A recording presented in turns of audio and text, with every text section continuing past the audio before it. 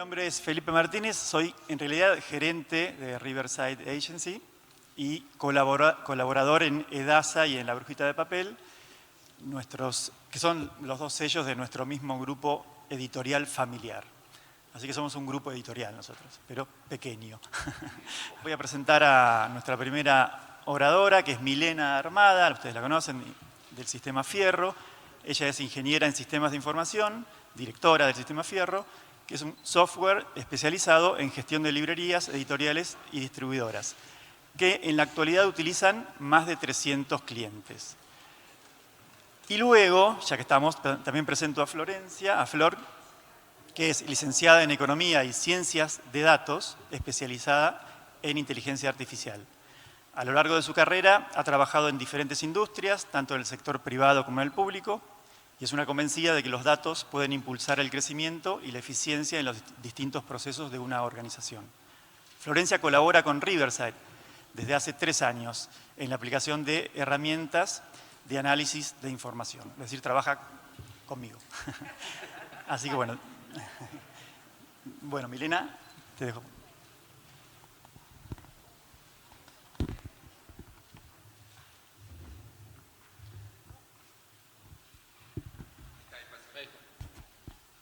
Hola, buenas tardes. Bueno, primero muchas gracias por la convocatoria. Y bueno, arrancamos a hablar, como se habla en todas partes, de inteligencia artificial. Para los que estuvieron el año pasado en el Chaco, se acuerdan que planteamos este camino que recorren las empresas, las librerías y las editoriales, ustedes, cuando quieren automatizar, informatizar, mejorar la operatoria de su negocio. Hicimos este recorrido el año pasado. Yo les conté cómo las empresas empiezan usando un sistema primero solo para facturar, porque tienen que facturar sí o sí, para controlar el stock, después gestionar las consignaciones. Hicimos todo este recorrido el año pasado. Y hablamos de metadatos también el año pasado, de la importancia de los metadatos. Hablamos, el final de ese recorrido es integrarse con otras plataformas, ¿no? Ya cuando la librería quiere vender por internet, desde nuestro sistema se puede integrar a Mercado Libre, montar su propia página web con distintas tecnologías. Y en esta parte de cómo termina ese camino, aprovecho la mención para decir que este año ya estamos integrados, que lo mencionaron hoy a la tarde, con Libris y con la plataforma de la CAL del Marketplace. Pero esto es lo que vimos el año pasado. Y un año después cambió bastante el panorama porque la inteligencia artificial ya tenemos como una explosión este último año de la disponibilidad de la inteligencia artificial. Es tecnología que existe hace mucho, pero hoy es muy accesible, tanto para los usuarios, seguramente todos ustedes ya algo jugaron con alguna herramienta de inteligencia artificial o desde el momento en que usan el traductor de Google ya están usando inteligencia artificial. Está en todas partes. Y lo más importante es que está muy accesible para nosotros los programadores. O sea, hoy incorporar herramientas de inteligencia artificial es muchísimo más sencillo que antes.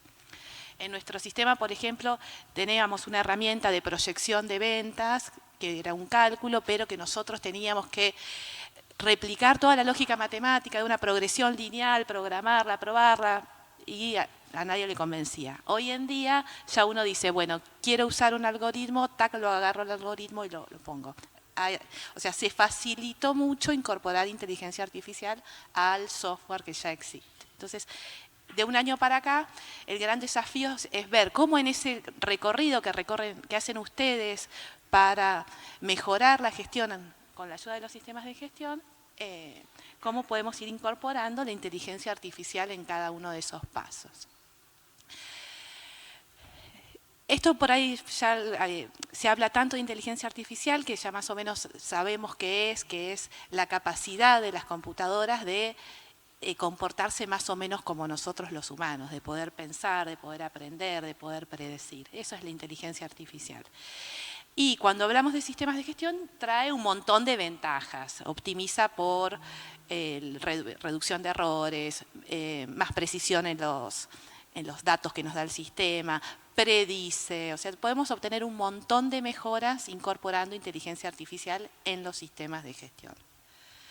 Que ahí lo que decía Felipe, que hoy hablamos de inteligencia artificial en los sistemas de gestión, no en la creación de contenidos, que es lo que van a ver mañana, y lo que vieron en el curso de la Cámara, ese que la verdad que está hermoso el curso, yo miré las diapositivas, ojalá que lo puedan aprovechar también desde ese lado, está muy, muy lindo. Está la grabación, sí. Así que hoy vemos la otra parte, la parte que tiene ya menos cuestiones éticas y todo esto. Ahora, ¿cómo empezamos a incorporar inteligencia artificial en nuestros sistemas de gestión? Entonces, la idea, lo que yo les voy a contar ahora es cómo se desarrolla un proyecto para incorporar estas herramientas, ¿no? Sin hablar en algoritmos específicos y nada, sino en el cómo lo vamos a hacer. El primer paso es definir en qué queremos que nos ayude la inteligencia artificial, y ahí es donde les dejamos el papelito con un caramelo para que se despierten a esta hora y escriban ustedes en qué se imaginan que la inteligencia artificial les puede ayudar a mejorar su negocio. Así que lapiceras creo que tienen todos. Si pueden pensar mientras se inspiran, yo les voy a ir dando una ayuda, que es cómo pensar un poco la cuestión. Los papelitos, si alguno quiere lo leemos acá y si no los dejan en la entrada, que yo me los voy a llevar porque va a ser la herramienta va a ser muy importante para nosotros empezar a ver qué se imaginan ustedes que se puede llegar a hacer con inteligencia artificial. Entonces, lo primero para cualquier proyecto y para estos en particular es, bueno, ¿qué queremos resolver? ¿En qué nos va a ayudar? ¿Qué queremos que la máquina aprenda? Para eso, mientras van escribiendo, les cuento que en el análisis de datos hay como 3 tipos de análisis de datos. El análisis descriptivo, cuando uno agarra, por ejemplo, las ventas, los datos de las ventas y puede decir, mirando los datos históricos, bueno, mis 10 clientes que más me compraron fueron estos, vendí estas cantidades, este monto, ¿no? Ese es el análisis descriptivo, con datos históricos, con estadísticas, mirar lo que pasó. Entonces, y en eso la inteligencia artificial tiene más herramientas todavía que la estadística. Bueno, es estadística. El segundo tipo de análisis es el predictivo. Es decir, bueno, tengo los datos de las ventas, que la inteligencia artificial me ayude a predecir cuánto voy a vender en función de todos esos cálculos que hace y esa inteligencia. Y el tercer tipo de análisis es el prescriptivo, que ya es bastante más complejo, que la computadora, además de describir, de predecir, me sugiera qué hacer para cumplir un objetivo, que me muestre los escenarios, las opciones, y en eso me ayude la inteligencia artificial. Entonces, agarren un problema, piensen un poco qué preguntas siguen dando vuelta que la inteligencia artificial nos podría ayudar. Un caso, por ejemplo, para inspirarlos, para que escriban. En el sistema Fierro, para la parte editorial, hay una herramienta que se llama bloqueo de pedidos, que es para que la empresa editora o distribuidora, cuando un cliente le hace un pedido, el sistema ya le calcule, por ejemplo, si no liquidó bajas de consignación por más de tantos días o no informa ventas o lo que fuera, ya ese pedido no se lo despachen directamente, el pedido se genere bloqueado y que alguien tome la decisión de... Ahora, la inteligencia artificial, eso ya lo hace el sistema. Podemos hacer un análisis descriptivo de esa situación, agrupando los clientes por su comportamiento, qué hicieron, cuánto compraron.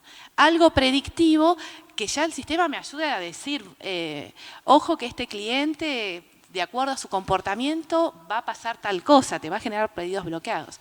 Y algo prescriptivo, es decir, bueno, ¿qué hacemos para que no se le bloqueen pedidos a este cliente? Hay que ofrecerle este producto, hay que hacer otra, ¿no? Entonces, es cómo encarar un problema desde las distintas herramientas. Entonces, el primer paso lo van a hacer ustedes, que es definir el problema. Lo van a hacer ustedes de acá en adelante cuando empecemos a implementar los proyectos. El segundo paso para cualquier implementación de una solución con inteligencia artificial, sabemos que están los algoritmos y los datos. Entonces hay un trabajo muy importante en recopilar los datos, entenderlos, explorarlos, limpiarlos, si hay datos que faltan, datos que están mal. Entonces, esa es una parte muy importante de los proyectos, que los que tengan sistemas, los que estén informatizados, ya tienen ahí un gran avance hecho, porque los datos están. Y además, otra cuestión siempre con estos proyectos es que están los datos propios y los datos que hay que ir a buscar afuera, ¿no? Y conectarse a que me dé otro sistema de la inflación, que otro sistema me dé otro dato, que me dé qué hace la competencia, ¿no? Entonces, esta es una fase muy, muy importante que es recopilar y preparar los datos para el siguiente paso. El siguiente paso ya es el modelado. Siempre que hablamos de inteligencia artificial son algoritmos y modelos que Florencia nos va a explicar ahí más en detalle, que es lo que estamos estudiando ahora fuertemente, es conocer qué herramientas nos da la inteligencia artificial. Piensen que hay muchísimos modelos, algoritmos, es matemática, matemática y matemática. Hay muchísimo para conocer, y nosotros tenemos que entender cómo funcionan para elegir el mejor para cada situación, ¿no? Hay distintos tipos de algoritmos, eso lo van a empezar a escuchar siempre por ahí, si es supervisado, no es supervisado, es deep learning. Bueno, esa es nuestra responsabilidad, conocerlos todos para ir eligiendo las mejores herramientas. Parte de esa elección, yo ahí traigo la palabra porque cuando uno decide qué herramienta usar, hay siempre fórmulas matemáticas de cuánto error tiene cada solución, o sea, voy a tratar de elegir el modelo que me dé la menor cantidad de errores, ¿no? Todo eso matemáticamente. Pero otro de los criterios que se usa para elegir el algoritmo es la explicabilidad, porque hasta, si no, todo parece una caja negra. La inteligencia artificial, ¿vieron qué dice la inteligencia artificial? ¿Cuál es la ciudad más linda de Argentina? Y sale la nota en el diario. Bueno, ¿y qué pasó ahí? Entonces, cuando estudiamos esto, cuando los elijamos, tenemos que ser capaces de explicar por qué, cómo funciona. En realidad la explicabilidad también es un concepto matemático. Hay otros matemáticos estudiando cómo explicar los algoritmos, pero mínimamente nosotros tenemos que ser capaces de explicar la lógica que hay detrás de esa solución que elijamos, ¿no?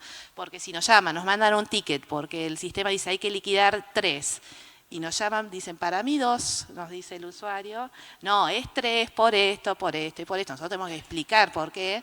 Bueno, con esto tenemos que tratar de explicar lo mejor posible por qué la inteligencia artificial se está comportando de esa manera, ¿no? Entonces siempre eso va a ser un criterio. Siguiente paso en este proceso, elegimos el algoritmo, le damos los datos, bueno, le hacemos la pregunta, a ver, ¿cuánto voy a vender? Bueno, y eso hay que evaluarlo. También, o sea, hay fórmulas para evaluar, pero ahí está de nuevo el iconito de las manitos arriba, esos son ustedes. Ustedes van a evaluar también si sirve o no sirve, cómo solucionaban el problema antes, tal vez era mejor que lo que está proponiendo la inteligencia artificial, pero siempre va a estar la evaluación por parte de ustedes. Y por último, el último paso es que todo eso que elegimos un modelo, lo entrenamos, lo ajustamos, lo corrimos varias veces, bueno, incorporarlo al sistema para que sea ya usable, para que lo puedan usar, para que el mismo sistema le dé la información para que siga aprendiendo, para que me dé los resultados. Así que ese va a ser el proceso. La capacitación va a ser importante. Esto también es para que todos dentro de las organizaciones nos vamos a estar familiarizando con estas herramientas. Y como dijimos también, acá también copié una diapositiva del año pasado. O sea, arriba ven el gráfico de este circuito de un proyecto de implementación de alguna solución con inteligencia artificial, que es lo que vamos a estar haciendo. Definiendo un problema, preparando los datos, eligiendo el modelo, evaluando, incorporando. Esto siempre va a ser de a poco, incremental, iterativo. Lo vamos a incorporar siempre. Nosotros como herramienta de software queda disponible para todos, así que no va a importar si soy una librería pequeña, los datos están ahí, todo el historial se puede implementar a una empresa más grande, y que siempre va a ser iterativo para ir mejorando y mejorando. Así que bueno, ese es el ciclo de cómo se encaran los proyectos de inteligencia artificial. Espero que hayan tenido ahí muchas ideas de lo que esperan de tener de ayuda con esto. Un par de extras. No quise traer ni código, ni ejemplos, ni nada para no ser tedioso, pero les digo, para el que ya está probando y se conecta a ChatGPT, les sugiero que esta herramienta, que es la versión 4, con un adicional, que es el Code Interpreter, que ustedes le dan una planilla, cualquier planilla que sacan del sistema, de ventas o un catálogo, y ya el chat entiende el formato de la planilla, les hace gráficos, les da estadísticas, le hacen todo, es como el asistente, el generador de reportes, preguntándole con lenguaje natural cuál es el precio promedio, quién vendió más, cuál es la tendencia. Así que ese es como el tip que les dejo para que empiecen a probar esa herramienta. Y por último, contarles lo que estamos haciendo nosotros como empresa con inteligencia artificial. Ya estamos usando como mucha ayuda para generar código, lo que antes uno buscaba en Google o en los sitios específicos de programación, uno ya le podemos preguntar y los editores de código nos están ayudando mucho con eso. Estamos ya estudiando cómo nuestra herramienta, cómo nuestro equipo de soporte, las personas que hablan con nuestros usuarios para atender las consultas, cómo se pueden enriquecer con las herramientas de inteligencia artificial.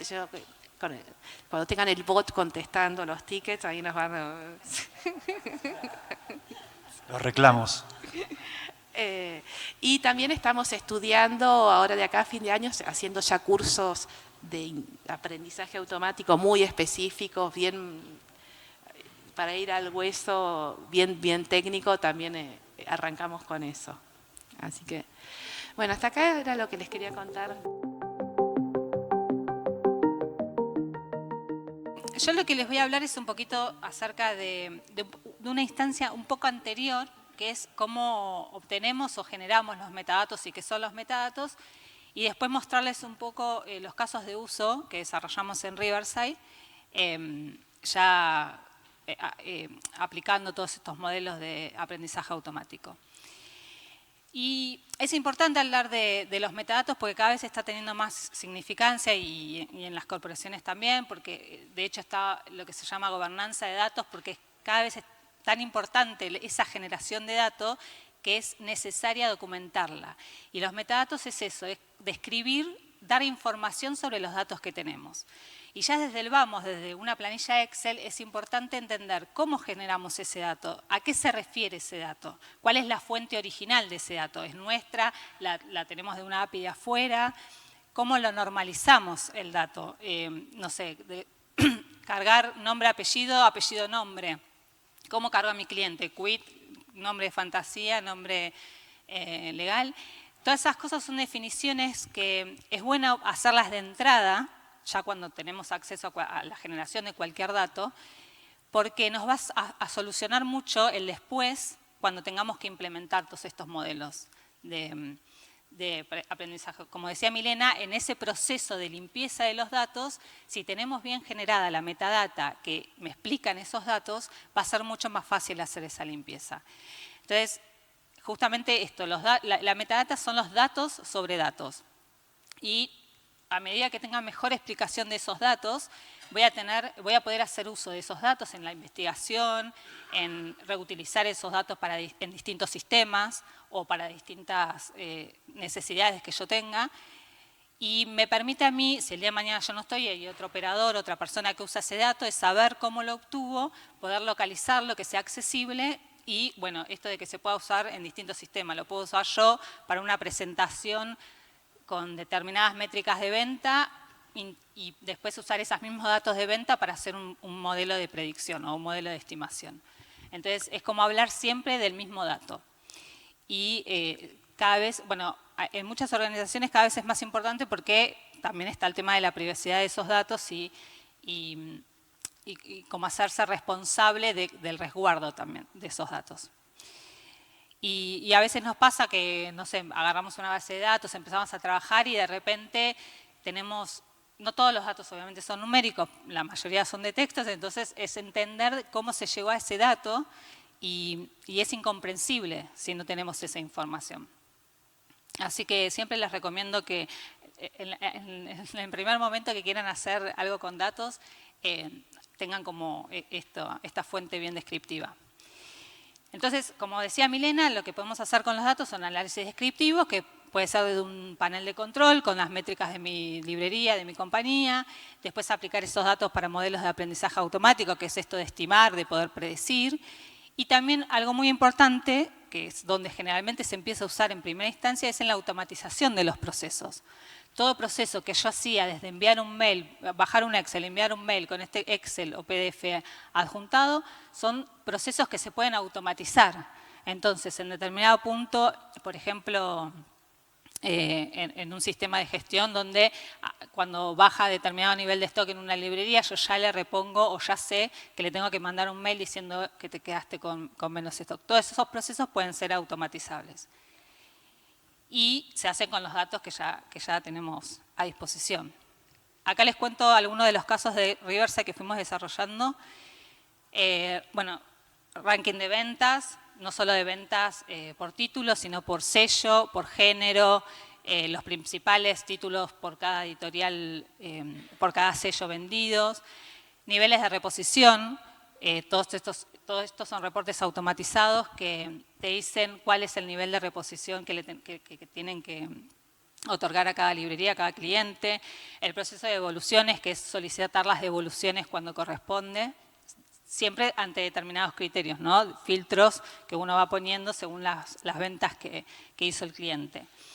Con respecto a la aplicación de modelos de aprendizaje automático, esto de poder estimar, se hizo un proceso donde se quería estimar las ventas de novedades. Las ventas de novedades no tiene, como es una novedad, no tiene historia.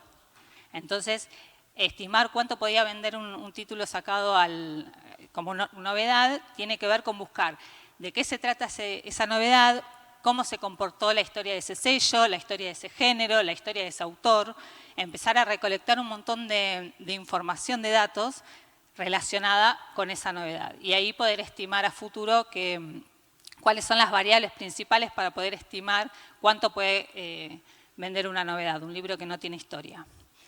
Y también el proceso de enriquecimiento de metadatos.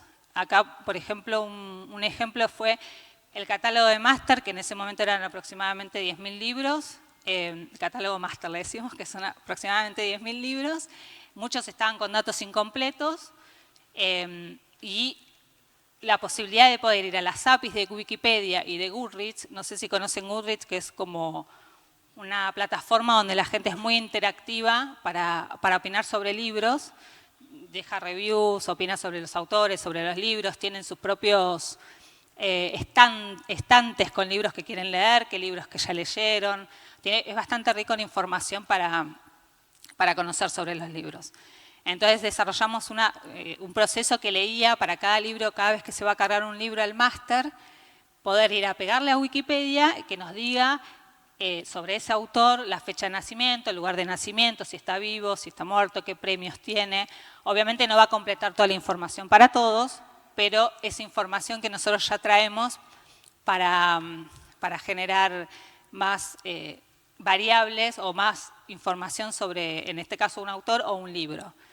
Y ese proceso de ir a la API de Wikipedia ya está documentado y se hace de una determinada forma. Entonces, la idea es que cada vez que un operador cargue un libro nuevo, esa información ya venga y no tenga que cargar la mano. Y después de Goodreads, en este caso de Goodreads, lo que se trae cuando uno va a pedirle por determinado libro o autor es qué review tiene ese libro, o sea, qué rating tiene ese libro, cuánta gente opinó, y te puedes traer también las opiniones en texto de ese libro o de ese autor. Cómo lo cataloga la gente, por qué pone estos estantes. Y bueno, lo que nos permite eso a nosotros es enriquecer toda la información que después podemos usar para los modelos, porque lo de Goodreads y lo de Wikipedia, lo de Goodreads específicamente se usó para el modelo de estimación de ventas de novedades. Entonces era información que ya está estandarizada para nuestro sistema, digamos. Esperen que tome un poquito. Sí, perdón si voy rápido. Acá, bueno, lo que les quería comentar ahora un poco, ya adentrándonos en esto de el procesamiento del lenguaje natural. El procesamiento del lenguaje natural lo que se refiere a cómo las computadoras, a través de estos modelos, conocen o aprenden sobre nuestro lenguaje. Porque para nosotros es, quizás en nuestro mismo idioma, es fácil entender una frase, una oración, pero para la computadora no. Para la computadora no va a saber sobre texto, no va a poder leer texto y tampoco inferir qué significa en un contexto determinada palabra. Entonces, la computadora no recibe palabras, o sea, los modelos, perdón, no reciben palabras, sino que reciben números. Y ellos trabajan a través de los números porque todas las operaciones matemáticas que se tienen que hacer son a través de números. Y acá aparece el concepto muy importante en lenguaje natural, que es el concepto de vector de palabras. Entonces, es de qué manera representamos las palabras para que el modelo pueda absorber esa información y entender el significado de las palabras según el contexto. Y según el contexto. Primero tiene que aprender el significado de la palabra y luego el contexto. Entonces, lo que trata esta digamos, disciplina del procesamiento del lenguaje natural es de qué manera, cuál es la mejor manera de representar las palabras, el número.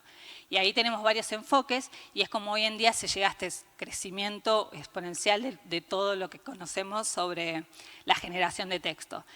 Y el enfoque clásico de no hace tanto, yo lo usé incluso, era, bueno, decir cada una de las palabras, si está o no está, es 1 o 0, 1, 0, 1, 0. Entonces uno podía inferir, se hacía clasificación de texto en ese momento, o sea, cuál es, si yo tengo esta palabra, cuáles de estos documentos están más relacionados con esa palabra. Y bueno, porque te contaba la cantidad de veces que aparecía esa palabra en esos documentos. Pero obviamente es limitadísimo porque primero que no va a entender nada semántico, yo tengo que usar exactamente la misma palabra. Y segundo, porque estoy limitada a ese vocabulario que yo tenga en esos documentos, por ejemplo. Y en 2013 fue cuando se empezaron a aplicar redes neuronales, que es uno de los modelos de Deep Learning, o sea, un tipo de arquitectura de Deep Learning, donde con redes neuronales empezaban a buscar, a tener en cuenta el significado semántico de las palabras, considerando no solo la palabra que yo estoy investigando, sino las que están adelante y atrás. Entonces, de esa manera, se convertían esas palabras a número y según cómo estaban en la oración, difería el número. Y ahí es donde tenemos que se generan vectores numéricos, que después son vectores numéricos de una determinada cantidad de dimensiones, 500 dimensiones, pero cuando uno las quiere mirar se me aparece cosita ahí, pero cuando uno las quiere representar en un diagrama, las ve que están cerca y ve como quizás perro y gato están juntas porque son animales, mesa y silla quedan juntas porque están relacionadas. Entonces empezó a trabajar con ese sistema de representación, es decir, las palabras que están más juntas me dan operaciones numéricas más parecidas, más iguales. Pero bueno, también tiene la limitante de que no entiende sobre contexto. Y ahí fue en el 2017 cuando surgió a través de Google. ¿Y por qué empezó a surgir y están estos laboratorios de investigación? Porque la cantidad de texto que hoy en día tenemos informatizada no es la misma que existía hace 10 años o 20 años. Y la capacidad de procesamiento tampoco. Hoy en día podemos, nosotros no, pero estas empresas pueden procesar una cantidad de texto, que es el texto que está en la web, a un costo mucho más bajo y existe el hardware que permite hacer eso. Antes no.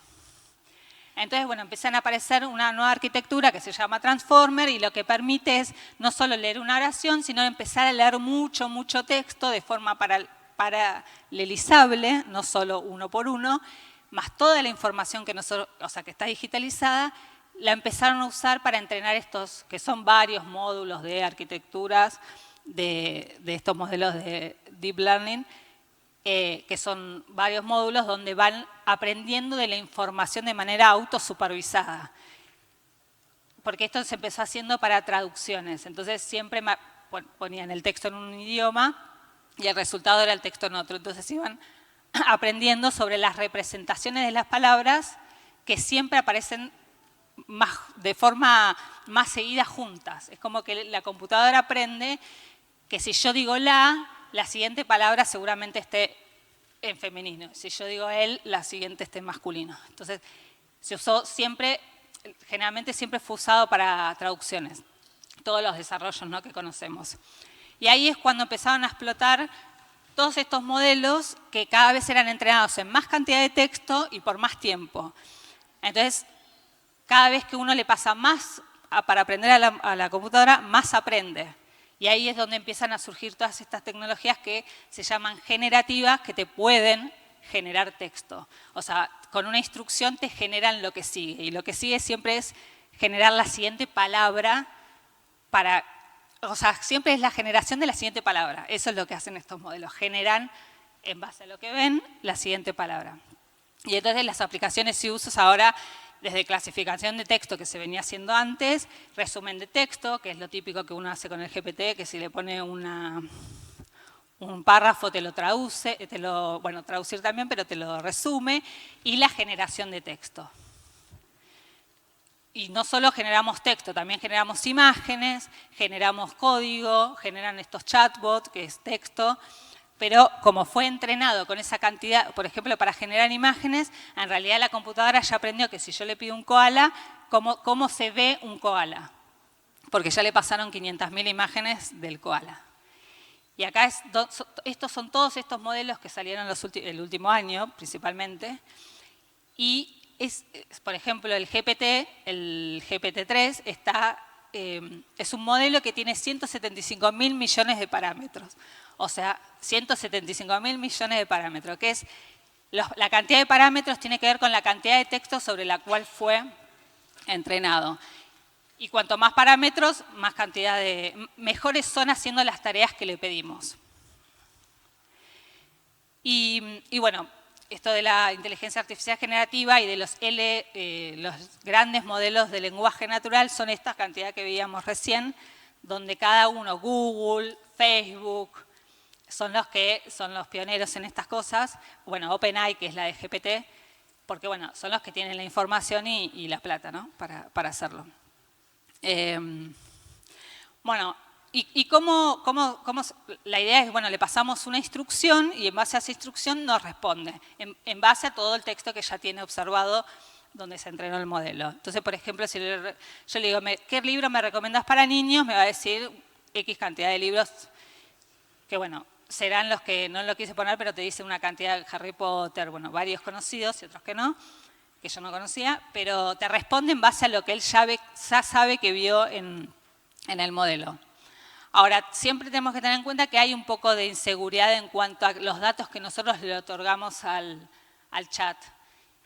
Quizás nosotros lo usamos para uso diario, cosas naturales, así que no son información nuestra, pero piense que quizás una empresa no puede exponer su información o no quiere, porque no es que es pública, pero bueno, es algo que GPT se lo queda a OpenAI, Microsoft, y no es que no la van a usar, no podrían usarla, pero en quizás industrias más reguladas, como pueden ser los bancos o, no sé, cualquier entidad pública, no pueden usar este tipo de tecnología de manera abierta. Y después también lo que tiene este modelo, que si ya lo usaron, fue que alucina, que a veces miente, que no dice la verdad. Quizás te hablo de una manera tan bien y tan bien lograda y te lo justifica de manera coherente, pero lo que está diciendo es mentira. No es verdad. Entonces, eso es lo que se le llaman alucinaciones, cuando el modelo alucina.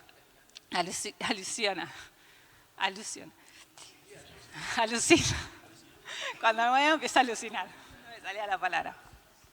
Bueno, y acá lo que hicimos fue, empezamos a trabajar como en una prueba de concepto y viendo, nosotros cuando ya les había contado que de Goodreads te puedes traer todas las opiniones de los usuarios que ya leyeron, de los lectores que leyeron los libros.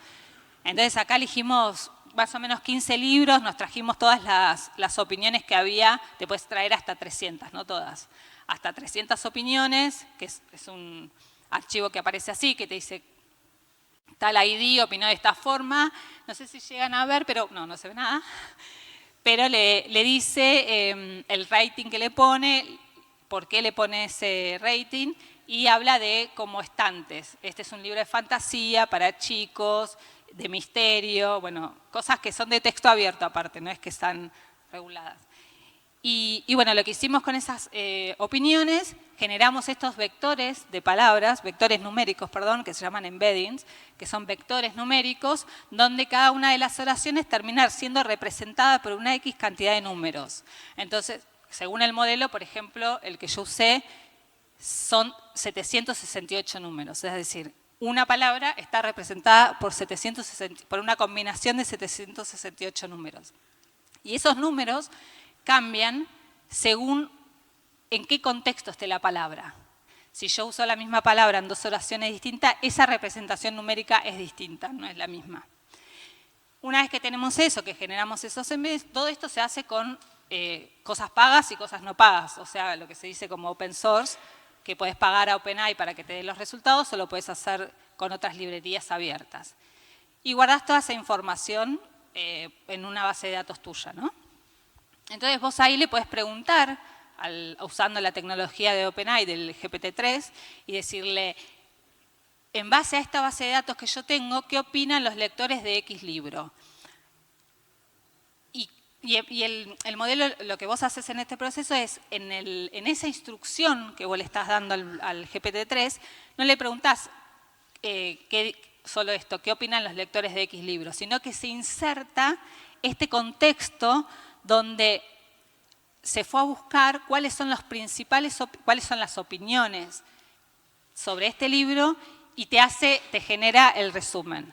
Entonces, vos lo que le pasás a GPT-3 es cuáles son las opiniones de qué opinan los lectores de X libro dado este contexto. Y le das toda esa información tuya, en este caso es pública porque es Goodreads, pero puede ser qué opinan los lectores, qué opinan mis clientes de este libro, según lo que yo tengo de mis clientes que opinaron sobre ese libro.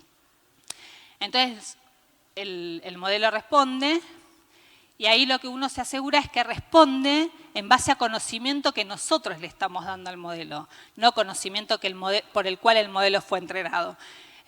Usamos ese modelo para que nos hable de manera conversacional, pero la información que él nos va a dar está basada en nuestros datos y no en los datos generales. Y acá les muestro, por ejemplo, la demo no se pudo mostrar, pero estos son screen de pantallas, donde, por ejemplo, estos son todos los libros que nosotros nos trajimos las opiniones, elegimos uno y sobre ese le pregunto, quería saber cuáles son las opiniones sobre este libro. Y ahí te hace un resumen a términos generales de las opiniones, cómo fueron, de qué fueron. Vieron que nos habla de manera conversacional perfecta, pero yo ahora sé que lo que se está basando esa información en todas estas, porque yo lo veo desde el otro lado, ¿no? Y me fijo cuáles son los documentos que está teniendo en cuenta para hacerme esa respuesta.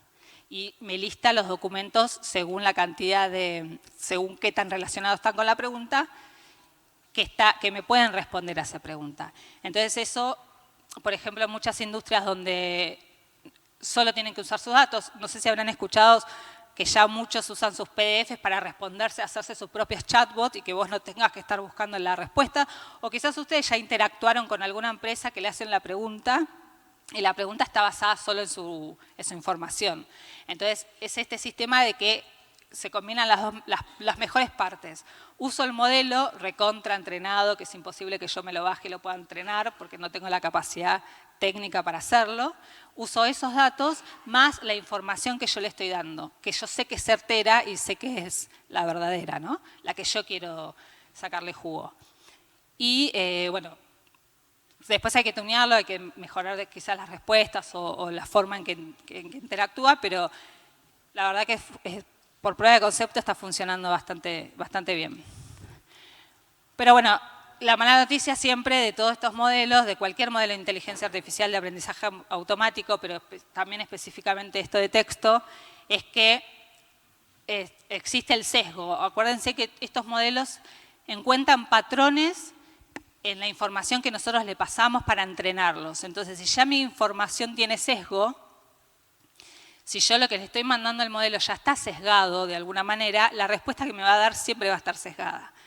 Estaba el típico ejemplo en internet donde le preguntabas al modelo, decime 3 profesiones de mujer y 3 profesiones de hombre. Y el modelo contestaba, para el hombre, abogado, arquitecto, ingeniero, para la mujer, ama de casa, prostituta y enfermera. Entonces, pero ahí ya está sesgado el mismo modelo con el cual lo entrenamos, por eso la respuesta va a ser sesgada. Y después el tema de la desinformación. Ya sabemos que nos responde de una manera tan, cuando son estos modelos de texto, de una manera tan verdadera y tan justificada que uno se lo cree y piensa que lo que me está diciendo es verdad. Y ahí hubo mucho planteo de qué va a pasar con las fake news y cómo se van a controlar. Y bueno, pasa por ser conscientes, y creo que cada vez lo somos más, de que esa información puede ser mentira, puede ser falsa. Así que, bueno, eso fue todo por mi parte.